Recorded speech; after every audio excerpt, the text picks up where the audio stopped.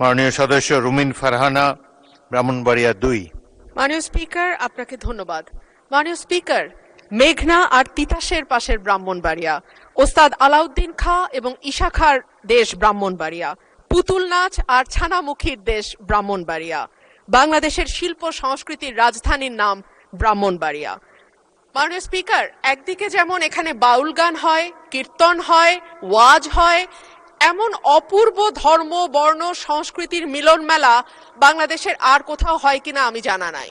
কিন্তু মাননীয় স্পিকার, দুঃখজনক হলেও সত্য, বাংলাদেশের প্রায় প্রতিটি জেলা উপজেলায় একটা করে অন্তত বিশ্ববিদ্যালয় স্থাপিত হয়েছে গত 15 বছরে, কিন্তু ব্রাহ্মণবাড়িয়াতে এখন পর্যন্ত কোনো বিশ্ববিদ্যালয় হয়নি।